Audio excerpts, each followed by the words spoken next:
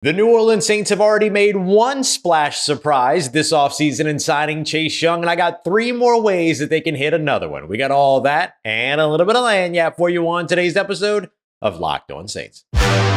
You are Locked On Saints, your daily New Orleans Saints podcast. Part of the Locked On Podcast Network, your team every day.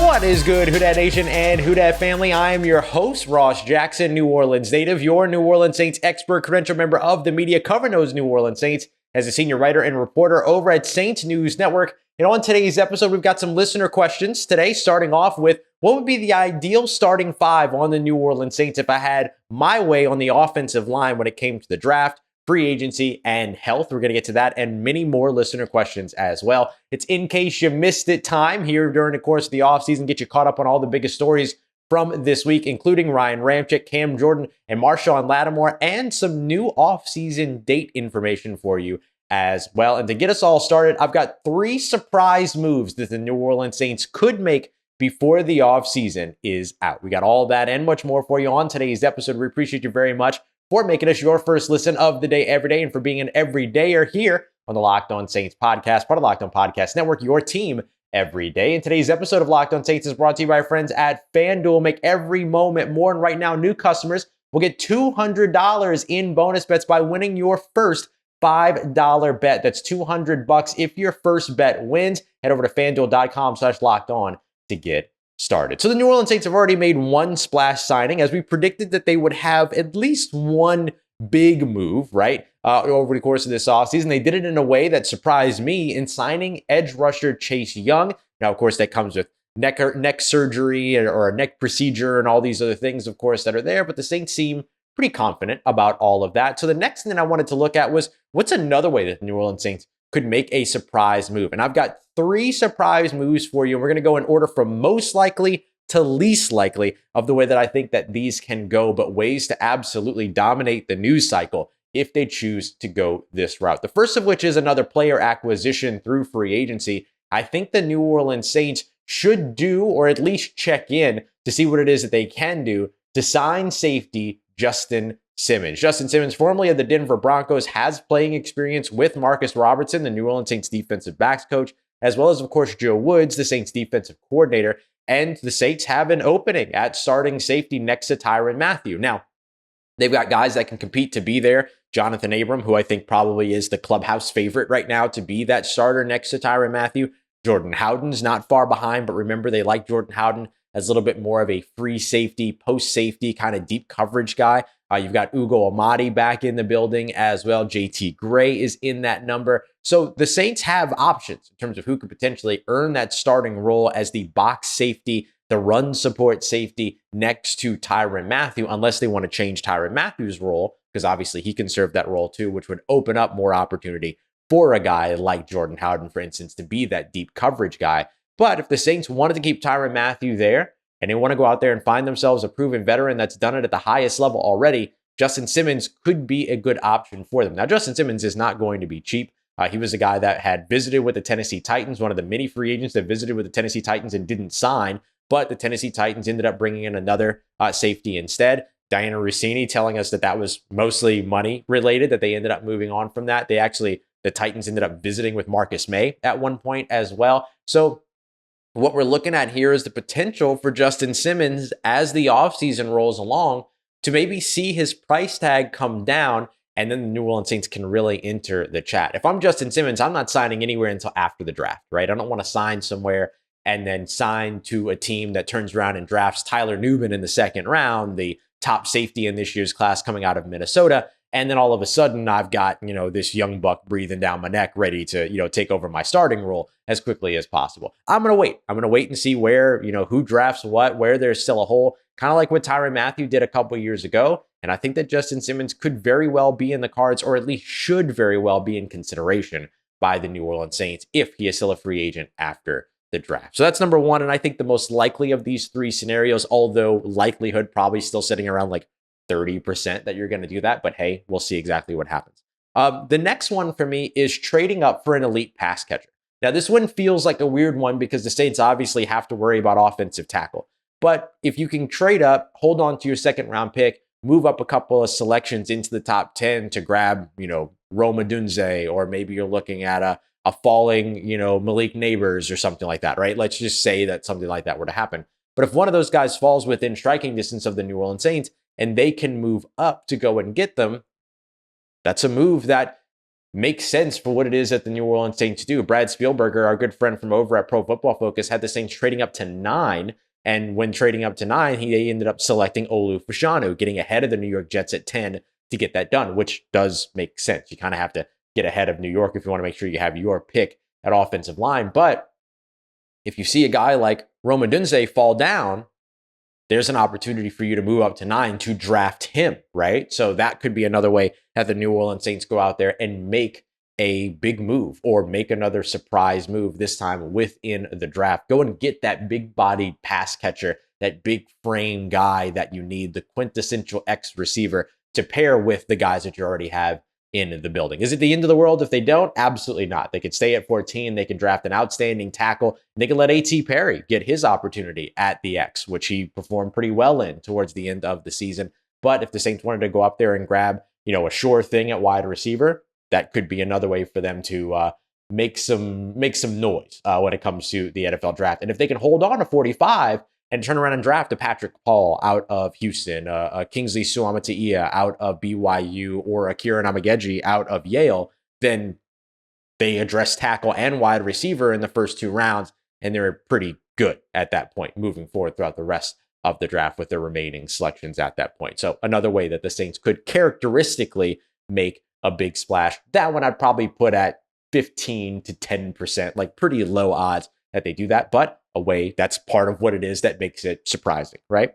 And in the final one, and this actually goes to one of the listener questions that I knew I wasn't going to be able to fit into the end of the show, but another one would be to trade away a player, right? And so we know the Marshon Lattimore trade has already been in conversation. Somebody asked me to kind of give an update on the rumors there. These aren't really rumors around Marshon Lattimore being traded. It's just kind of people filling in the blanks around what the contract restructure was. But as we highlighted a couple of episodes ago, it just doesn't seem like, or rather, it seems more and more likely that Marshon Lattimore is a New Orleans Saint in 2024. But outside of him, there are other players that could potentially end up being traded. One of the big ones that ends up always being a question mark is Taysom Hill. Now, you got to wait until after June 1 to do that. I don't think the New Orleans Saints should do that. And everything that we have heard so far is that Alvin Kamara and Taysom Hill are both a part of the plan going into 2024. Clint Kubiak, that New Orleans Saints new offensive staff, very excited about what a guy like Taysom Hill could potentially bring to the team, bring to that scheme, and bring to, what it is that offense wants to do with its identity. So what doesn't sound like that's something that's on the way,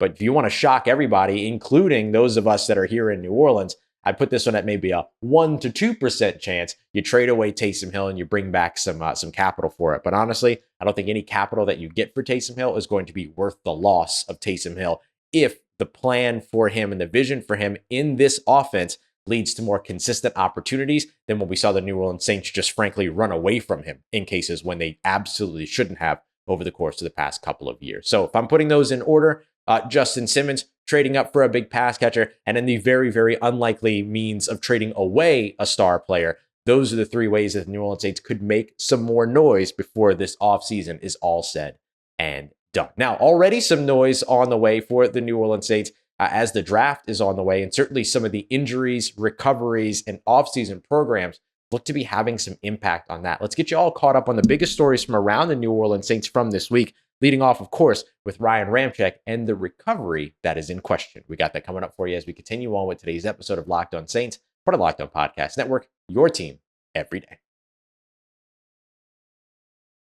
Today's episode of Locked On Saints is brought to you by our friends at FanDuel, where you can make every moment more. Right now, you can finally say goodbye to all those busted brackets because FanDuel is going to let you bet on every single game in the NCAA basketball tournaments. So whether you're betting on a big favorite or maybe you're betting on a big upset, you're going to be able to go dancing with America's #1 sportsbook. Right now, new customers are going to get $200 in bonus bets if your first $5 bet wins. That's $200 that you can use on point spreads, on money lines. You can even pick who's going to win it all this weekend. I'm looking, of course, at tomorrow's game, the LSU women going up against the UCLA Bruins. The LSU ladies are right now a 2.5-point favorite. Angel Reese, Haley Van Lith, everybody that's getting ready to go out there and end up having a big weekend, trying to advance to the Elite Eight. I'm putting my money on those Tigers. So go and visit FanDuel.com/lockedon to bet on college hoops until they cut down the nets.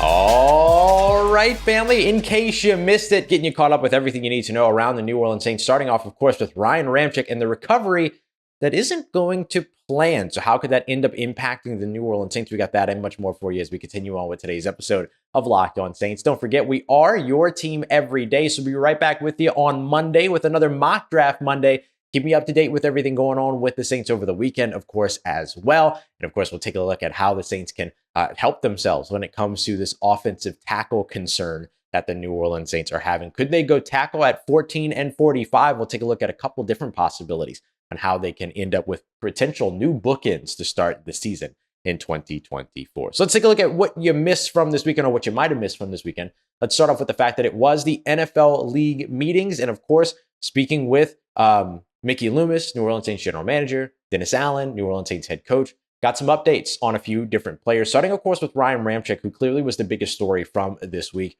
Ryan Ramczyk's recovery. Seems like the tone has shifted from where we were about a month ago looking at this when we were in Indianapolis being told that, hey, we're feeling pretty good. The Saints are feeling pretty good about where the progress is going with Ryan Ramczyk and all that. And then all of a sudden, a little bit of an about face and something that was acknowledged. This isn't just out of nowhere, but something that was acknowledged that, hey, at this point now, a month later, things aren't really going as planned. It doesn't mean that things won't go as planned, but there hasn't been the progress from a month ago to now that makes Dennis Allen happy, that makes Ryan Ramczyk happy, it sounds like. So that could lead to some big question marks for the New Orleans Saints. Now, the good news is that there's a lot of time before the season begins. We're not talking about the Saints having to have Ryan Ramczyk back out there for OTAs. Who cares? At that point, I'm really looking at like the second, third week of training camp. If you can have him back by then, you feel pretty good. If not, then you're probably going to expect him to miss week one or some time or something like that.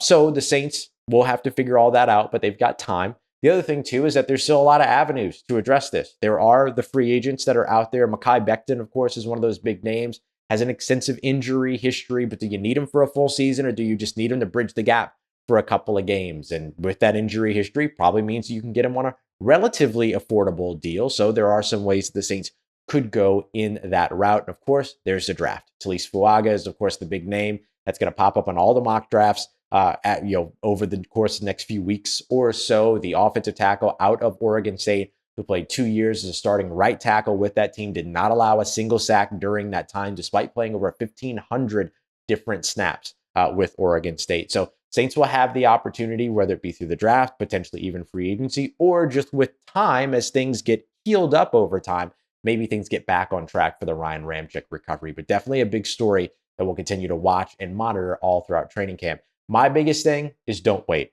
Don't wait to find out if Ryan Ramczyk's going to be okay. Make the move that's going to set you up for your future, because you don't need to just be safeguarded against the potential of losing Ryan Ramczyk for 2024 or the beginning of 2024.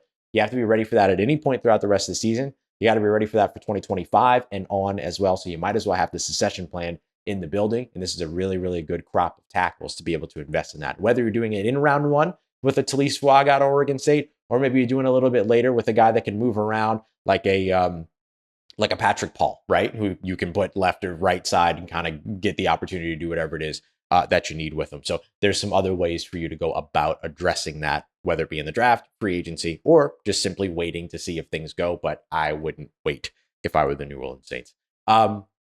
Ryan Ramczyk wasn't the only player to have some off-season procedure or off-season surgery. Cam Jordan also had surgery on his ankle to get that pesky ankle taken care of. The expectation is that he'll be ready for spring, including things like OTAs and all that, which I'm going to give you dates to here in just a little bit, as we got those dates earlier on this week.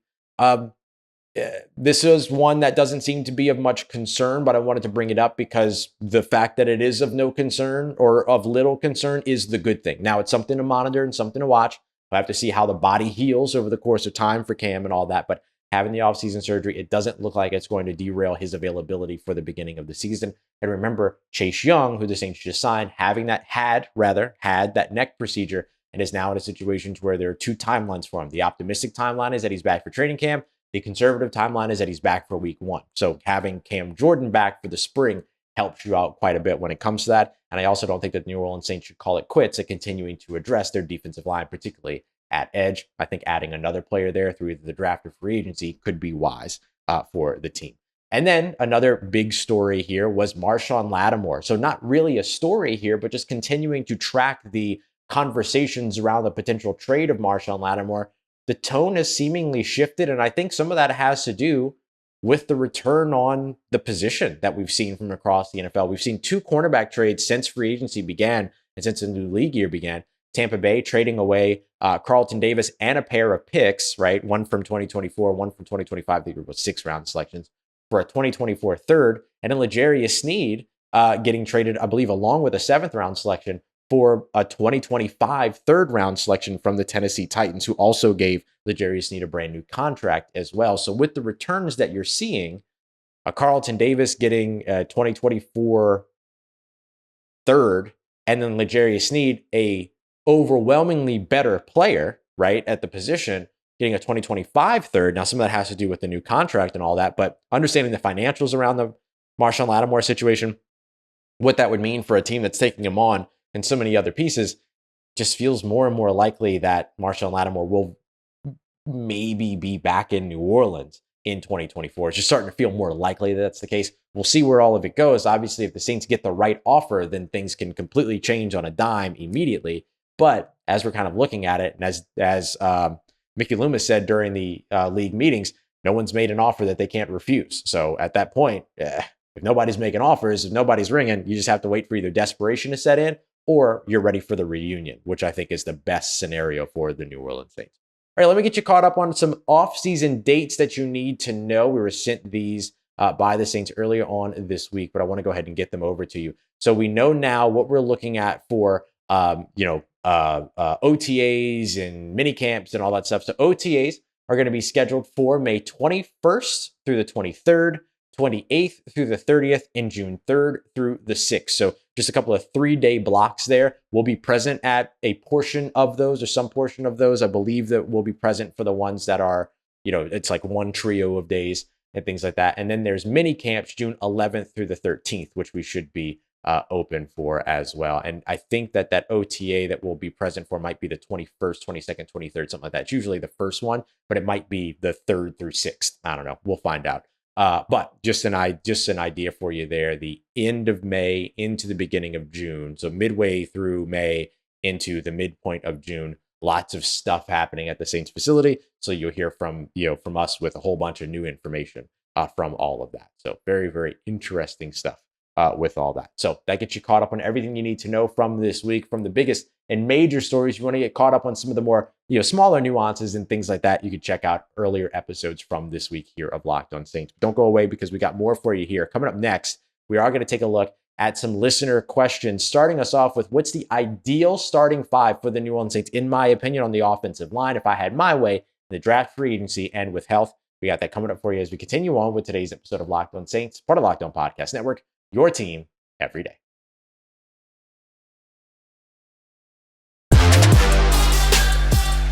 Let's get it, Who Dat Nation. Wrapping up today's episode with some listener questions here. I picked 5. I got a bunch, so I'm going to go back through and answer some others in the mentions and stuff like that. But I got a bunch of questions here that I want to get to, but I picked 5 or 6 to really focus on for this episode. Might bring some more back over the course of the weekend as well. But we appreciate you very much making us your first listen of the day every day here on the show. Don't forget to go and check out the Locked On Sports Today 24/7 national sports media stream, the first of its kind over on YouTube. You can also find it for free over on the Amazon Fire TV channels app as well. Locked On Sports Today, covering all the biggest stories with the local experts that know the teams, as opposed to people just shouting at each other from across the desk.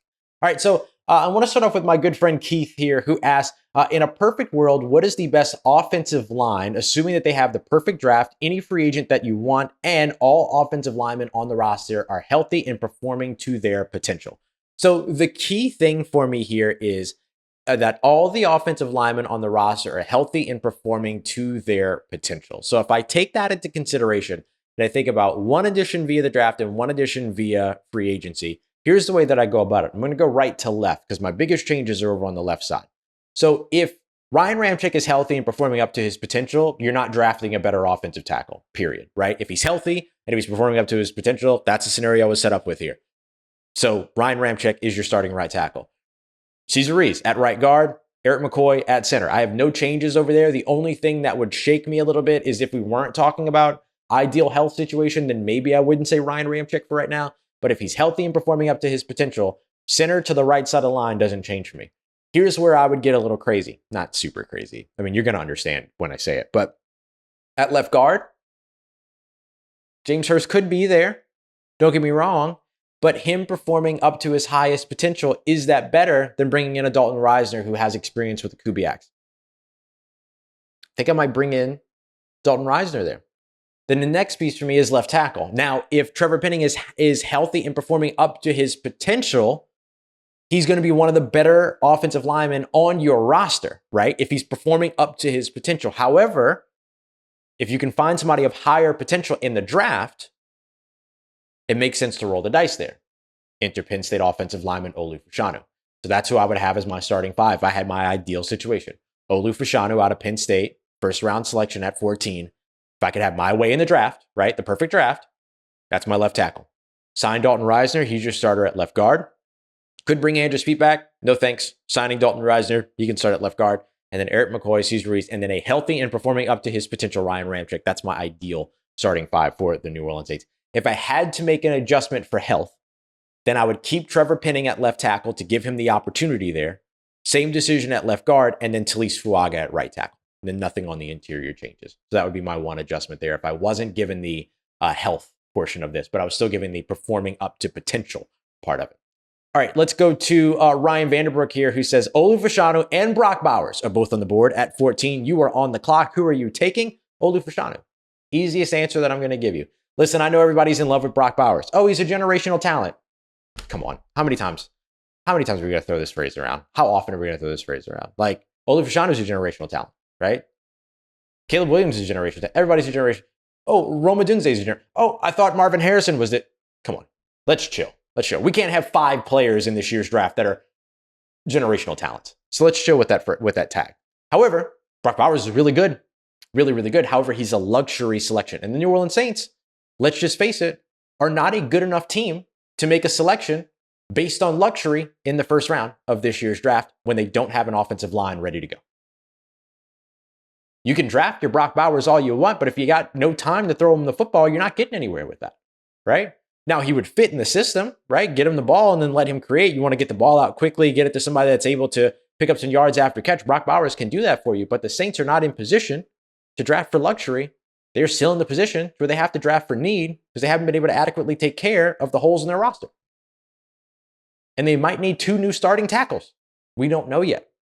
So that one's easy for me. Olu Fashanu. You want to talk about somebody that is absolutely set up to be an all-pro, a pro bowler right off the bat? Olu Fashanu. That's the guy that has that expectation. Brock Bowers is coming in at a position that notoriously takes a year, 2, 3 years to adjust to the game. And I know, well, it didn't take that long for these 3 tight ends to do it. Yeah, there's a reason why there's only 3 of those guys. Or 2 of those guys, depending upon how you feel about Kelsey and George Kittle. So, yeah, if I'm given that decision, I'm going Olu Fashanu. Let's do another scenario here. This one does not include Fashanu, but still includes Bowers. Good morning, Ross. Good morning, Cordell.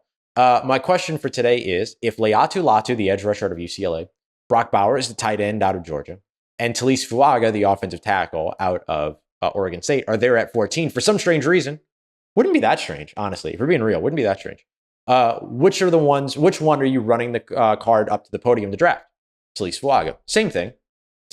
I would be a little bit closer to going Brock Bowers here. A little bit closer. I could wait on, Laiatu Latu was my go-to guy, but with the addition of Chase Young, I don't have to do that at 14. I can get a Jalen Harrell toward the end of the draft and feel pretty comfortable about adding another edge rusher there. But I would get more comfortable if the Saints sign a Mekhi Becton or something like that, or sign another offensive lineman or things were going there, then I'd be like, okay, great. That's the one scenario in which you can really say, I'll go Brock Bowers. In fact, let's cross that bridge here in just a moment. But out of those three, I'm going Talise Fuaga at 14. Don't waste your talent. Great handle. Asks, is there a scenario where the Saints take Michael Penix Jr., the quarterback out of Washington, at 14 if he's there? Yes, there's a scenario in which that happens. It's a scenario in which the New Orleans Saints absolutely lose their minds. That's not even a Michael Penix evaluation. I like Michael Penix. I think Michael Penix is actually a good quarterback. I think he's a paralysis by analysis guy, or people just kind of like dug too much into his game. Everybody's going to do the, oh, he's so old thing. Who cares? Like, since when has that actually ever really actually translated into failure for quarterbacks, right? Like, there's no disproportionate failure of older quarterbacks coming into the NFL than there is disproportionate failure of younger quarterbacks. Like, younger quarterbacks fail just as often as older quarterbacks. This doesn't make any sense. But again, luxury pick. You're going to draft a quarterback that's not going to start in your system for 2 years. That's not going to have an impact for you in 2024. You need somebody that's going to have an impact for you in 2024, 2025, 2026, 2027, and move forward beyond their rookie seasons or beyond their rookie contract. You can't draft a guy that's not going to see the field for 2 years. So yeah, there's a scenario in which it happens, and it's one in which the New Orleans Saints have absolutely lost their minds. Let's go to Stephen Hoover. And by the way, that's not me like being mean to the person who asked the question. That's just me having a little bit of fun too. Stephen Hoover. If all the top tackles and top pass rushers are gone at 14, would you rather take a pass catcher or trade down to add more picks in the top 100? This is a really good question because this really gets down to like draft philosophy. I'm probably still taking best player available at 14, and that's a scenario in which, like, if for whatever reason your top 3, top 2 offensive tackles, your top 3, top 2 edge rushers are all off the board, and I can take that, probably means that a wide receiver has fallen. I'm taking that wide receiver at 14. Or somehow or another, all the wide receivers are gone too, which at this point, like, there's just not enough picks for all that to happen. But let's just say that did happen. Then I'm taking Brock Bowers, right? Like, if the board just falls absolutely terribly for the New Orleans Saints, then yeah, I'll take Brock Bowers at 14. And then I'm getting ready to use 45. If I'm going to trade back from anything, though, I'm trading back from 45. And then I'm adding some top 100 selections there. I'm probably not going to do that at 14. Because if I have my opportunity to get a top 15 player, knowing that there's usually only 20 players in each year's draft at most that actually have first round grades, you're guaranteed one of those players picking at 14. You understand? And so when you trade back from that, you might put yourself out of position to get one of those players. So it's a big drop off in terms of translatability to the game. So yeah, I'll probably stick and pick at 14, even if that happens. And I'll take best player available, because that best player available is going to be better than the combination of players that I might end up getting otherwise. But I'll trade back from 45 in a heartbeat if the board falls the right way. And then finally, we'll go to Doug Shrugged, who says, was the inability for the New Orleans Saints to stop the run last season a talent and skill issue, or was it about teams catching up to DA's scheme, or both? So it wasn't really about teams catching up to DA's scheme, because, I mean, the run game, it's a little bit different when you talk about stuff like that. But for the most part, it was just getting moved off the blocks. I mean, the Saints defensive line was getting pushed backwards at the snap. And that was something that, like, we've looked at, after the season and all those other things. Like, that was really just kind of a big issue for the Saints, and has been a big issue for the Saints over the course of the past 2 seasons, is that the offensive line just keeps getting, or the line of scrimmage just keeps getting reset and reset and reset on them. And so I think that was kind of their biggest issue, that, and then the lane discipline stuff. And so I think, you should see that going in a better direction this next year, but they really need to add more to that defensive interior if they want that to be the case. Great question, because that really does come down to like a scheme versus talent thing. And I think that one was just a talent thing. And I think that the Saints have to be better as a unit in that area. And one way to do that is to continue to add talent there. And then we'll see how it all goes for them as they move forward. Great questions. Many, many other questions that I didn't get to answer. I'll try to go back to the Twitter mentions and answer those, or also bring them back for some other content this weekend or throughout next week. So if you didn't hear your question answered, don't worry. I'll probably still end up getting to it here on the show. Appreciate you as always for making Locked On Saints your first listen of the day every day. For your second listen, make sure you're going to check out Locked On Pelicans with Jake Madison, Locked On LSU with Caroline Fenton. Lots of great stuff going on with the Pels and them LSU Tigers. You're especially going to want to catch up with both those shows after a big weekend. Got the Celtics taking on the Pelicans. You got LSU working their way through the Sweet 16. Can they get to the Elite Eight? Can they get to the Final Four? All of that coming up for you on both of those shows. Appreciate you as always. Make a Locked On Saints part of your day, part of your routine, for saying yes to me and the show. As always, if you see me, please say hi. And if you need anything else around New Orleans Saints in between these episodes, make sure you follow me on your favorite social media at Ross Jackson, NOLA. Hit me up. Let me know how the family's doing. Let me know how you're living. Let me know how you're momming them. And trust Who Dat Nation.